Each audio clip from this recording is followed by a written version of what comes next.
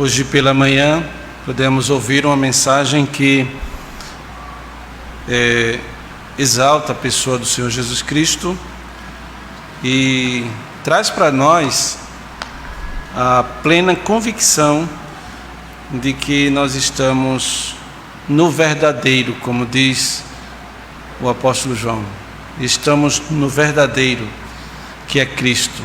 Ele é o verdadeiro Deus e a vida eterna. Estamos em Cristo. E hoje à noite eu não quero trazer muita coisa nova não. Eu vou trazer coisas que vocês já sabem. Mas eu gostaria de trazer alguns detalhes de um texto que já é conhecido de cada um de nós, que fica em Mateus capítulo 9.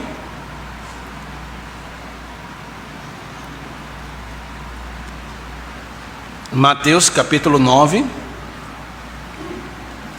dos versículos 35 a 38.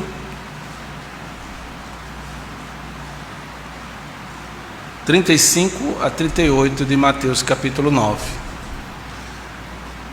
que diz assim: E percorria Jesus todas as cidades e povoados, ensinando nas sinagogas, pregando o evangelho do reino e curando toda sorte de doenças e enfermidades.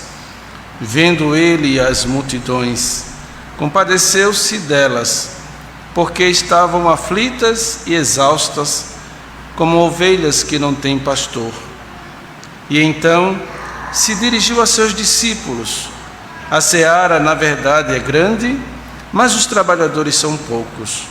Rogai, pois, ao Senhor da seara que mande trabalhadores para a sua seara. Esse texto é bastante conhecido de nós. Nós lemos, já ouvimos muitas pregações certamente acerca deste texto, não é? Mais uma vez eu gostaria de compartilhar com os irmãos algumas coisas que Deus tem me ensinado nesses momentos na obra missionária e que são importantes para a vivência da igreja, o crescimento da igreja, não é? Numa prática missionária, para que nós, como igreja do Senhor, possamos glorificar o seu santo e eterno nome. Bem, o Evangelho de Mateus nos apresenta Jesus como Messias, como o Salvador que Deus havia prometido enviar ao mundo. E este Evangelho começa com a lista dos antepassados de Jesus, ligando assim a história do povo de Deus. Nesse Evangelho, Jesus é aquele em quem se cumpre todas as promessas feitas a Abraão e ao patriarca e ao rei Davi. O pai Abraão, que é o pai dos escolhidos. E segundo Paulo, nós somos filhos de Abraão pela fé, né? E em seguida, o autor aos Hebreus, ele vai tratar, contando a história do nascimento de Jesus, passo a passo, e ele faz uso de vários textos do Antigo Testamento, com o propósito de provar que Jesus de fato é o Messias que Deus enviou ao mundo. E neste Evangelho, os fatos da vinda de Jesus aparecem na mesma ordem seguida no Evangelho de Marcos. Depois de ser batizado, o Senhor no Rio Jordão, por João Batista, Jesus é tentado no deserto e em seguida ele sai para Galileia, onde ensina as multidões, cura várias doenças e expulsa demônios. Mateus nos dá muita importância aos ensinamentos de Jesus, e alguns pesquisadores, estudiosos, eles fazem uma divisão nesse livro, apresentando 5 grandes discursos. Alguns dizem que Mateus organiza todos os ensinamentos de Jesus em 5 grandes discursos. Primeiro, o Sermão do Monte, em que Jesus fala a respeito do caráter, dos deveres, dos privilégios e do destino daqueles que pertencem também ao reino de Deus, ao reino dos céus, no capítulo 5 a 7. Segundo, ele dá instruções aos 12 para a sua missão de anunciar a vinda do reino dos céus e de curar os doentes, capítulo 10. Terceiro, ele fala sobre os segredos do reino do céu, apresentados em forma de comparações, capítulo 13. E quarto, ensinamentos a respeito da igreja, a nova comunidade composta de todos os seguidores de Jesus, no capítulo 18. E por fim, então, ele dá alguns ensinamentos sobre a vinda ou o fim do mundo e a vinda do reino dos céus, do capítulo 24 e até o final. Então nós olhamos para o texto que vai exatamente se encontrar no período dos ensinamentos de Jesus, no ministério de Jesus. Eu costumo pensar também, como o reverendo Hernandes Dias Lopes, ele fala sobre a agenda de Jesus, a agenda missionária de Jesus. E é interessante que a agenda ministerial de Jesus era uma agenda lotada. Jesus tinha muito trabalho a fazer, ele não tinha tempo para descansar, ele tinha muita coisa a fazer, e ele fazia, ele não fazia corpo mole. Jesus trabalhava, Jesus era ativo, e nós vemos isto.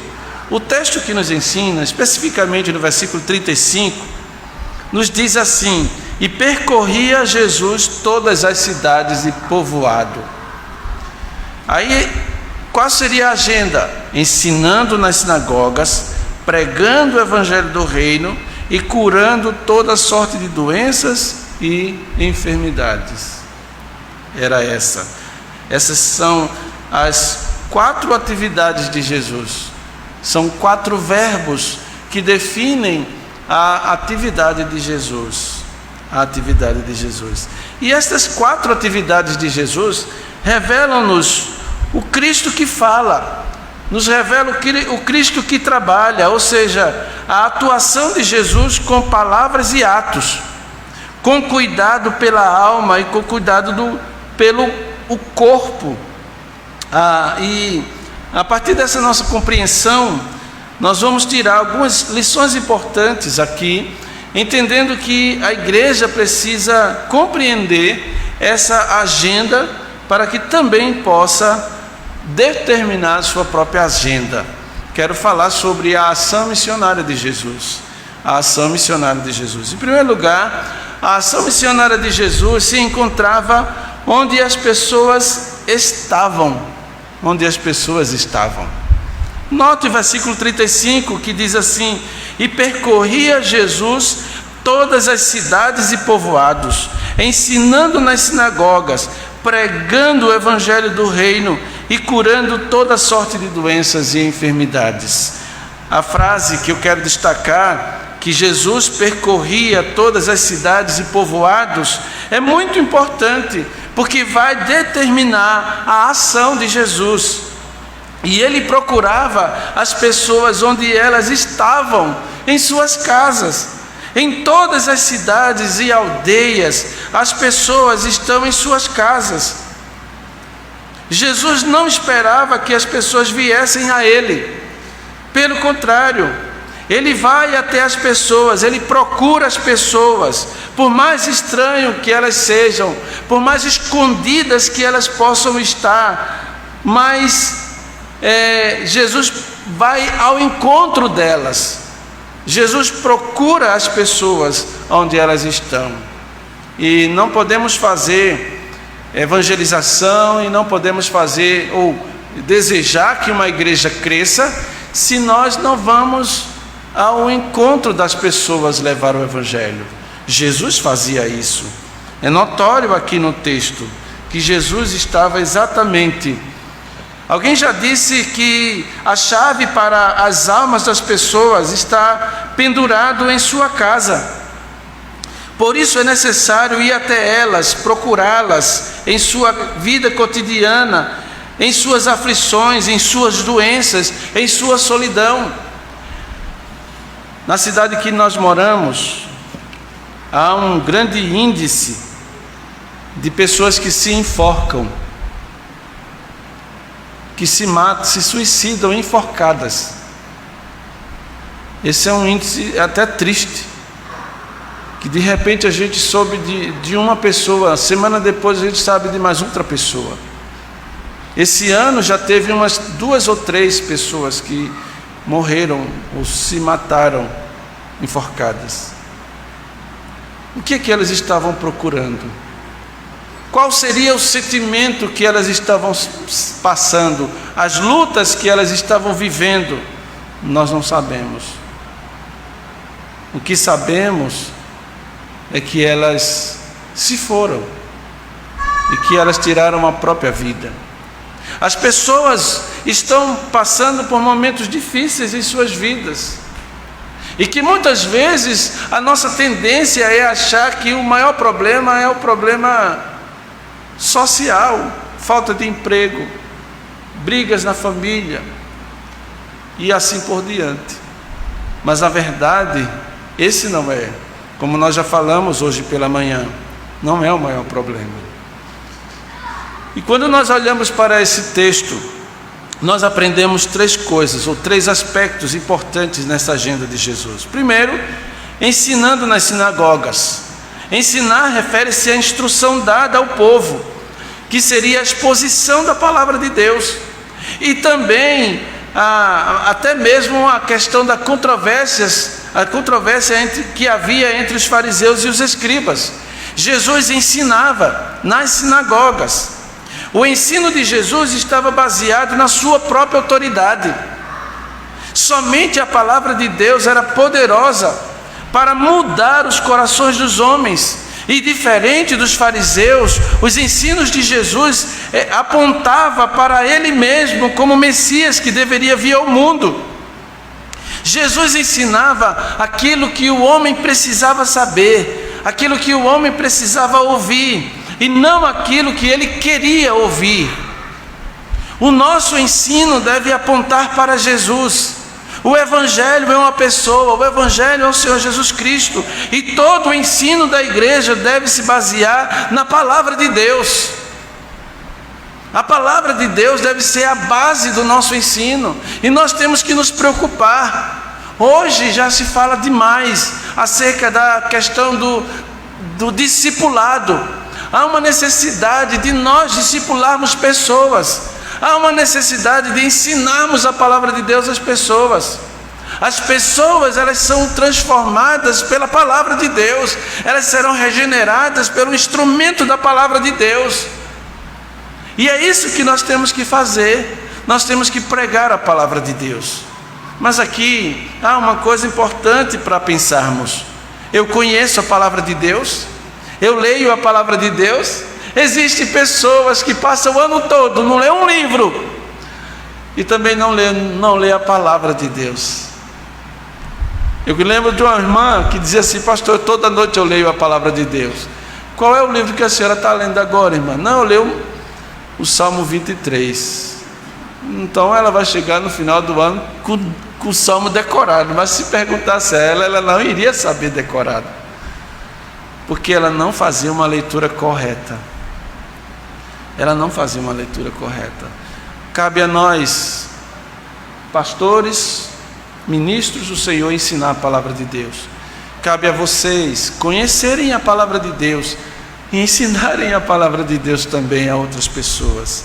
Mas em segundo lugar, esse texto nos mostra que Jesus também pregava o evangelho do reino. Ele ensinava a palavra, ele ensinava nas sinagogas, mas ele pregava também o evangelho do reino. A pregação de Jesus segue ao lado do ensino, como segunda característica, ou seja, o anúncio, a proclamação de alegria do reino. A pregação consiste na apresentação da mensagem do reino de Deus. A pregação bíblica, a palavra de Deus deve ser pregada. Somente a palavra de Deus pode transformar o homem. Em terceiro lugar, curando as doenças e enfermidades, o texto nos ensina. Jesus olha para as multidões. Uma das coisas que a gente precisa fazer é olhar para as multidões, é olhar para as pessoas. A gente precisa saber que existem pessoas além de nós, além da nossa família, além dos nossos familiares. Existem pessoas que foram eleitas, que foram escolhidas por Deus para a salvação, e elas precisam ouvir a verdade do Evangelho. Nós precisamos olhar como Jesus olhou. Jesus olha para as multidões e vê as multidões como ovelhas sem pastor. Jesus as vê de modo diferente. O seu olhar é penetrante, alcança o coração do homem pecador. Mas não somente isto, Jesus conhece as dores dos homens, as necessidades dos homens, o medo dos homens. Jesus identifica as doenças dos homens e as cura. E muitas vezes Jesus, curando a doença, restaura a dignidade social das pessoas. E neste mesmo capítulo nós vemos várias curas que aconteceram. Nos versículos de 1 a 8, Jesus cura o paralítico de Cafarnaum. Em seguida, Jesus recebe o pedido de Jairo no versículo 18. E nos versículos 23 a 26, Jesus realiza a cura da filha de Jairo. E nesse mesmo tempo uma mulher tocou em Jesus e foi curada.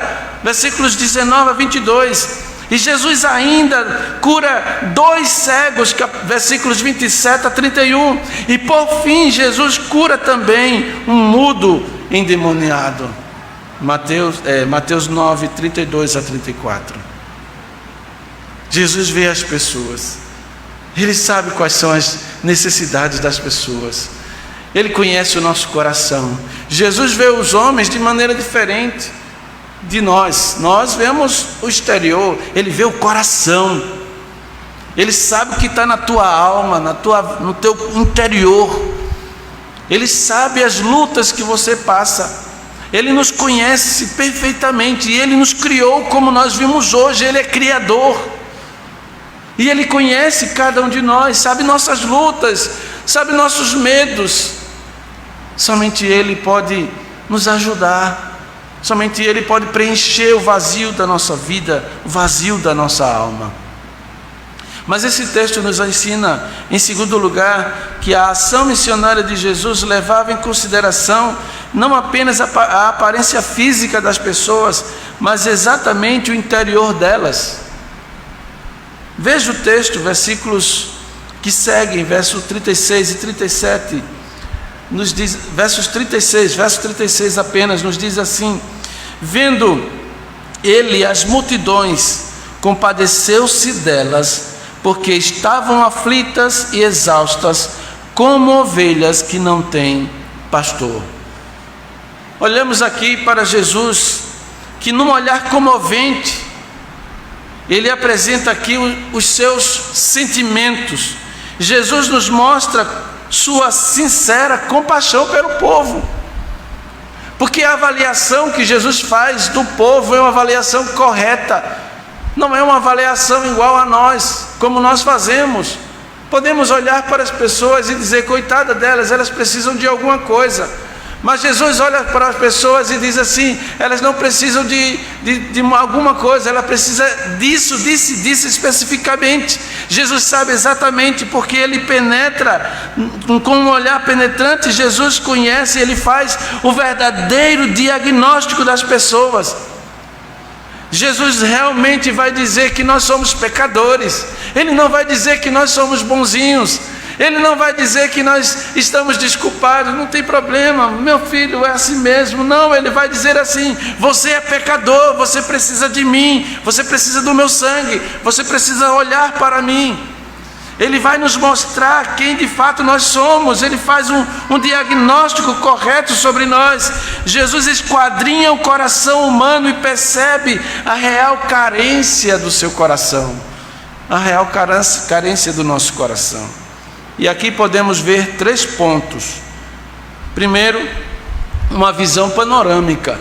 Jesus vê as multidões, versículo 37, vendo ele as multidões. Certo comentarista da Bíblia afirmou que ele viu o povo. Nem todos veem o povo. E ele diz assim que o poeta romano Horácio dizia: odeio o povo simples e mantenho-me longe dele. Os fariseus afirmavam: o povo que não sabe nada da lei e é maldito. É preciso olhar para as pessoas a fim de que possamos enxergar corretamente o que elas estão passando.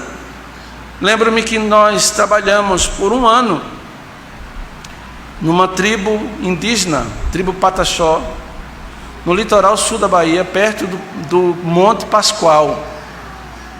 E a minha esposa me contou que um colega nosso, missionário, ela estava sentada, não tinha Covid na época, então podíamos sentar próximo e conversar sem máscara, né?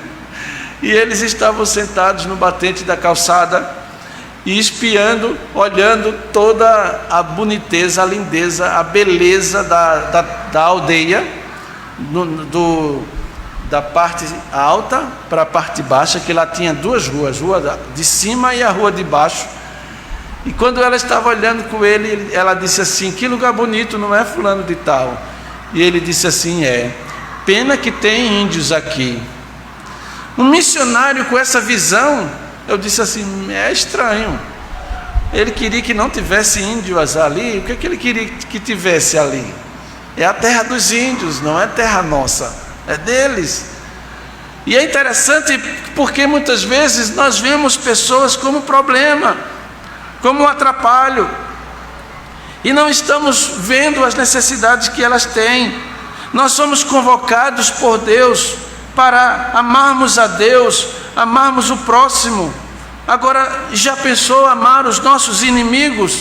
Pois é, nós éramos inimigos de Deus. Deus nos amou em Jesus na eternidade, quando Ele nos predestinou para Ele. Jesus nos viu, hoje Ele nos vê. As nossas dores, os nossos medos, as nossas angústias, as feridas marcadas, causadas pelas lutas interiores. O autor aos Hebreus nos ensina que temos um sumo sacerdote que pode se compadecer de nós. Hebreus capítulo 4, versos 14 a 16. Pedro nos ensina que devemos lançar sobre ele nossas ansiedades, porque Deus tem cuidado de nós. Ele conhece cada um de nós, Ele tem uma visão panorâmica e Ele sabe exatamente quem são as pessoas, o que elas têm no seu coração. Em segundo lugar, nós vemos esse texto, uma identificação. Jesus não somente olha para a multidão, mas Ele se identifica com elas. Veja o texto que diz: compadeceu-se delas. Veja, compadeceu-se delas. Alguém já disse que o olhar de Jesus é mais profundo, bem como o seu sentimento também. O fato de que Jesus Cristo se compadeceu delas mostrou que Ele se identificou com os seus sofrimentos.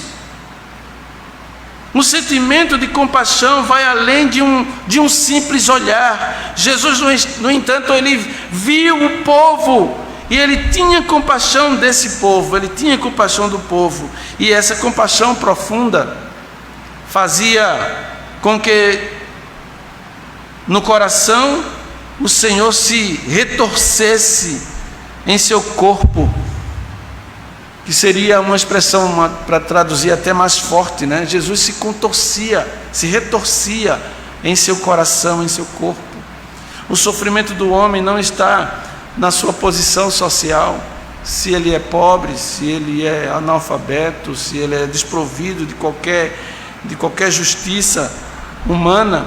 e nem na sua debilidade física, se ele está doente, se ele está acamado, cadeirante, tem alguma debilidade, mas está exatamente no seu coração. O homem está perdido, o homem está morto em seus delitos e pecados. Eles precisam ser avisados de sua condenação, ter as suas necessidades supridas, e morrer condenado não tem valor algum. Lembre-se que Jesus Cristo disse: não adianta o homem ganhar o mundo inteiro e perder a sua alma. Lucas capítulo 9, verso 25 e os outros textos paralelos. Lembre-se que Jeremias em 17:9 diz que o coração do homem é enganoso e desesperadamente corrupto. Lembre-se que Paulo no capítulo 3 de Romanos nos ensina que o homem é corrupto, que o homem é pecador. Jesus compadece dos homens porque sabe quem eles são, conhece os seus corações. Ele faz uma avaliação correta destes homens, destas pessoas. E no texto ainda nós aprendemos uma conclusão lógica: estavam aflitas e exaustas como ovelhas sem pastor. Não foram os discípulos que concluíram isso, não foram eles, foi Jesus que viu, foi Jesus que concluiu desta forma. As ovelhas estavam perdidas, elas estavam sem liderança, sem rumo. E nessa multidão nós identificamos doenças e sofrimentos de todos os tipos. Também nós vemos empobrecimento econômico e domínio estrangeiro, porém esses nem sequer eram os piores males que eles poderiam ter.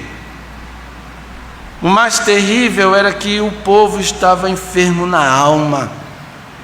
Eles estavam aflitas e exaustas como ovelhas sem pastor. Eles estavam doentes da alma, enfermos da alma. Falava-lhes, ou faltava a eles consolo, faltava a eles confiança, faltava a eles amor, fé, esperança. Entretanto, isso a maioria não via. Os apóstolos não viam, os fariseus não viam, os sacerdotes não viam, as autoridades civis não viam, mas o Senhor vê com um olhar de amor de Salvador, e em seu coração conduía-se intensamente. Ele vê a multidão, ele vê a multidão.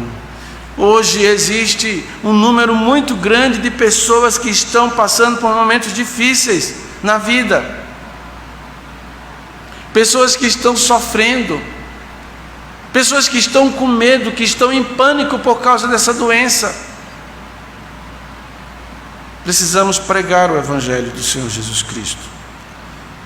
Em terceiro lugar, a ação missionária de Jesus inclui a igreja como instrumento de intercessão por mais obreiros.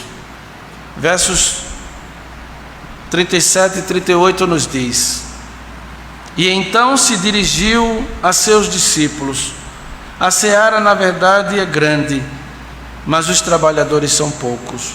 Rogai, pois, ao Senhor da seara que mande trabalhadores para a sua seara.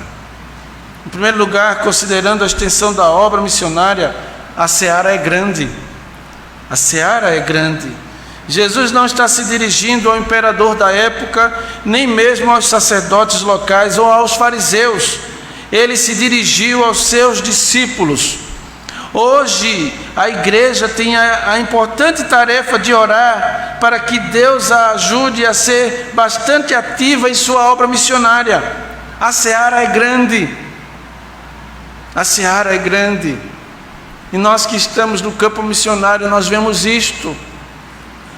E esse ano passado e agora, essa parte esse primeiro semestre deste ano, tem sido uma bênção, porque muitas pessoas estão de fato procurando as igrejas, principalmente as igrejas sérias, como a Igreja Presbiteriana do Brasil. E algumas pessoas, graças a Deus a gente tem as redes sociais e a gente recebe uma mensagem dizendo assim: eu sou fulana de tal e conheci a reforma protestante e quero saber mais sobre ela. Vocês são uma igreja reformada?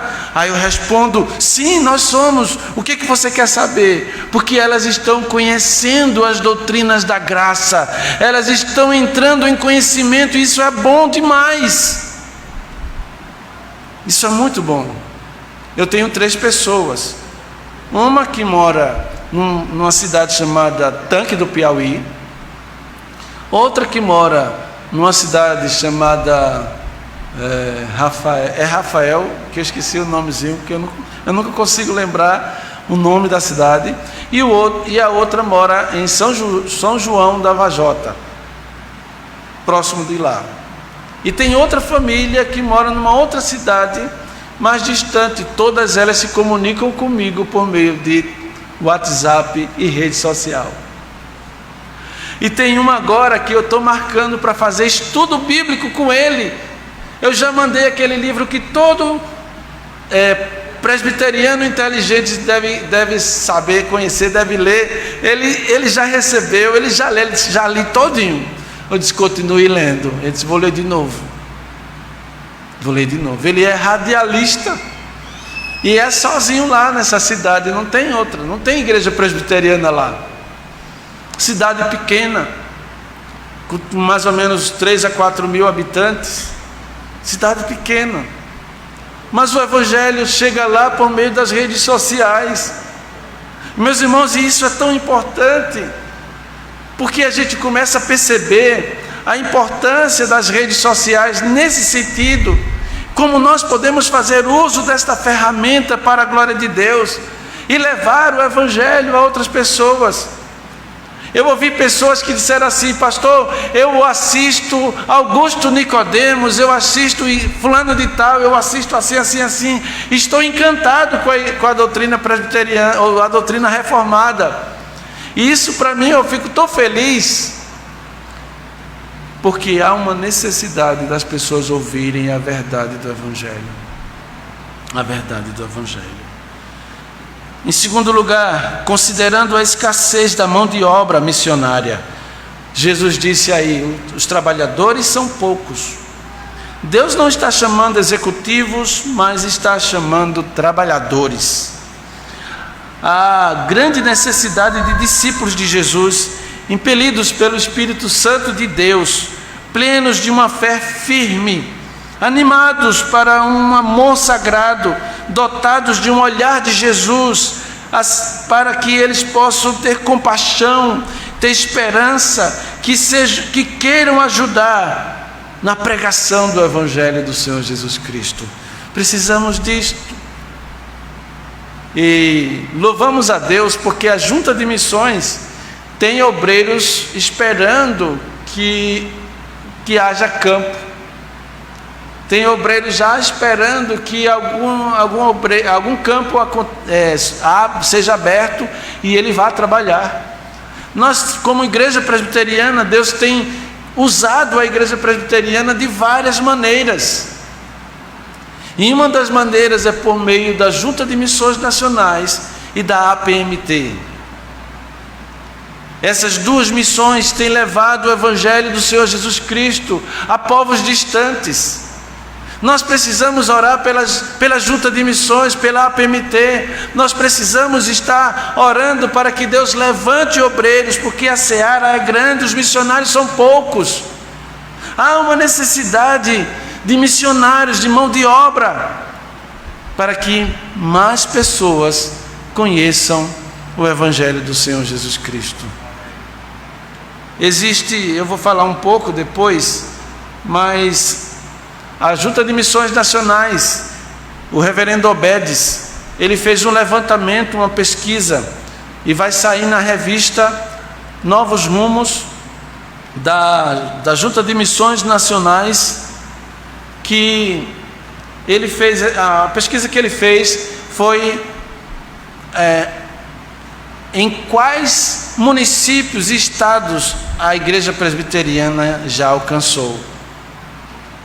Eu não tive, porque não recebemos ainda a revista.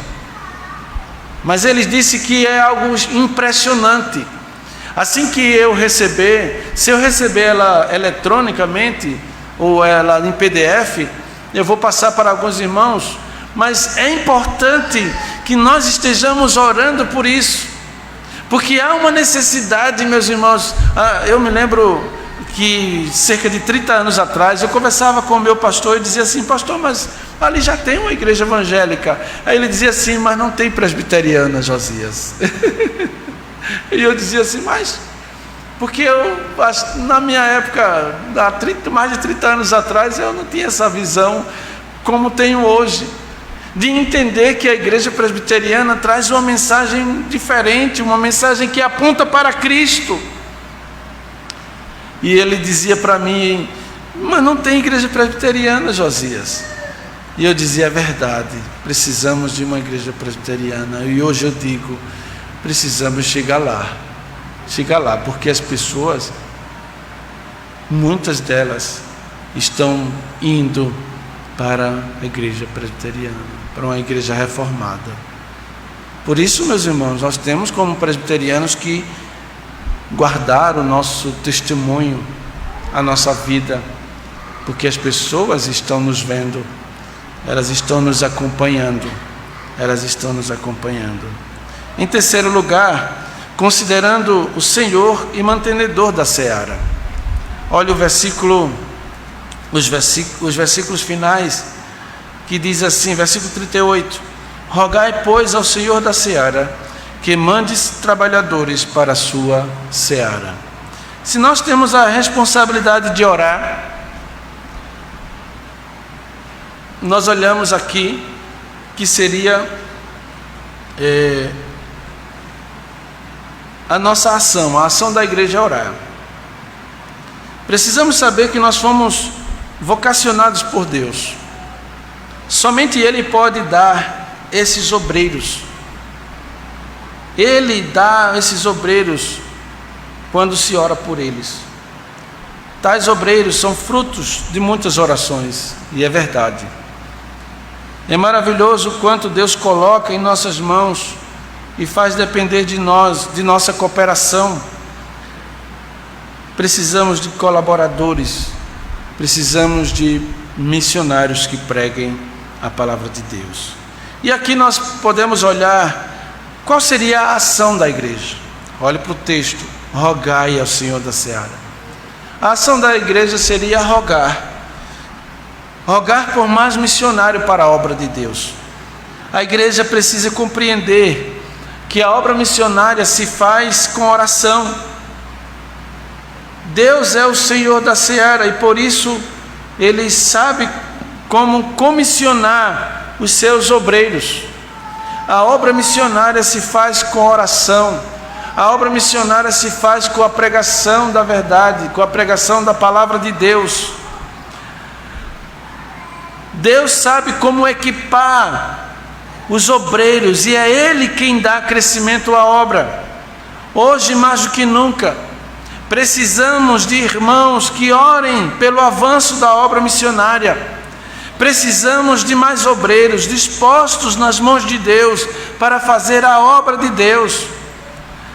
Existem muitas cidades do nosso país sem a presença presbiteriana. E a Junta de Missões Nacionais fez uma pesquisa recente sobre o avanço missionário. E ela coloca o que a igreja precisa orar para que Deus levante mais obreiros, porque há necessidade de muitas cidades. Mas olhando para esse texto, vemos a ação de Deus. Qual seria a ação de Deus? A ação da igreja é orar. A ação de Deus é mandar trabalhadores. Veja o texto: rogai, pois, ao Senhor da seara, que mande trabalhadores para a sua seara. Olha, o texto nos diz que Ele é o Senhor da seara, Ele é o dono da seara, e Ele também é aquele que vai dispensar os obreiros. dispensar os obreiros, para que os obreiros possam ser missionários para pregar o Evangelho do Senhor Jesus Cristo.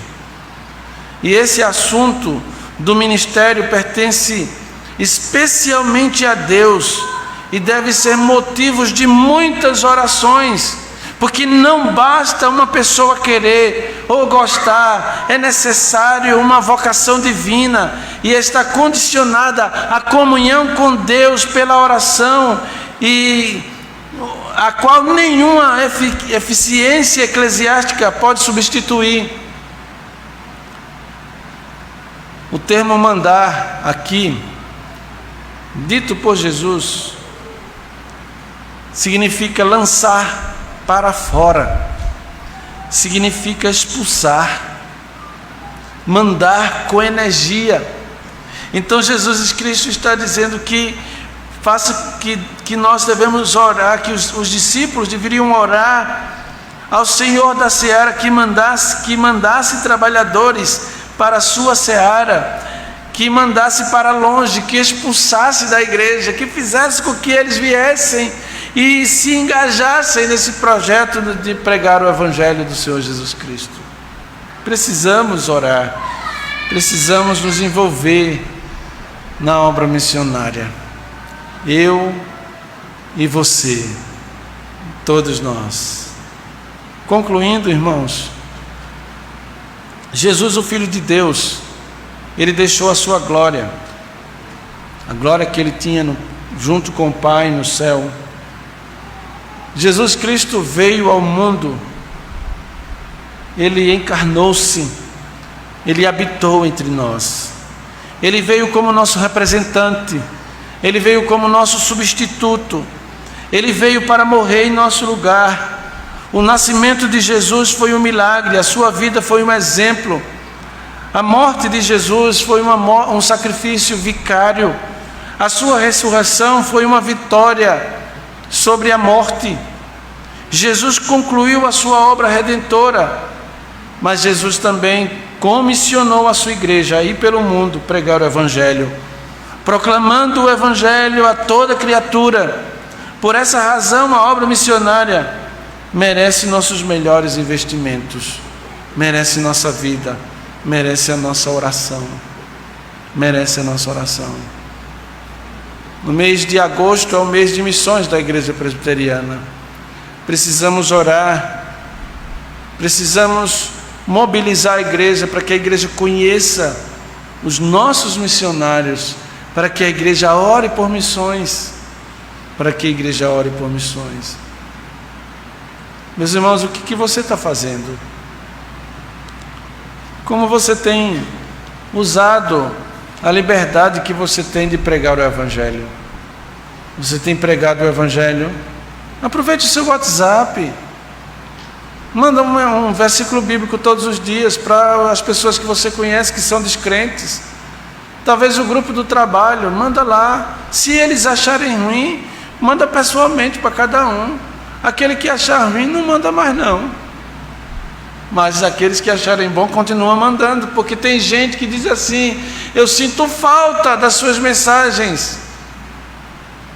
A minha esposa manda constantemente, e tem gente que chega a dizer assim: você não vai mandar mais mensagem não, suas mensagens são boas, mas é mensagem da Bíblia, textos bíblicos, e isso é importante, isso é importante. Eu queria orar, finalizando então esse momento. Deus amado, muito obrigado pela oportunidade que o Senhor nos deu de podermos trazer essa mensagem para esta igreja. E o desejo do nosso coração, Senhor, é que o Senhor mesmo esteja agindo nos corações desses irmãos, agindo em suas vidas, transformando-os, levando-os a entender a necessidade, a natureza da igreja, a necessidade de pregar o Evangelho. Ó Deus, muito obrigado por este dia, em nome de Jesus, amém. Bem, para quem não conheceu, minha esposa Mônica está ali, a mulher mais linda daqui, né? Pastor Juan vai dizer assim: não é a minha. Os presbíteros vão dizer: não é a minha, mas eu digo: não, é a minha. Está ali. Fica de pé, por favor. Joel é esse que está andando ali. Também é bonitão, né? Joyce, aquela lá de trás, fica de pé. Jonatas, ia esquecendo o nome de Jonatas. Ali, aquele pequenininho ali. Pode sentar. Nós somos gratos a Deus por estarmos aqui. Agradecemos ao Conselho da Igreja, a todos os presbíteros, aos irmãos pela atenção, e que Deus abençoe cada um de vocês. Esse é o desejo do nosso coração. Estaremos retornando para a cidade de Oeiras amanhã, após o café da manhã.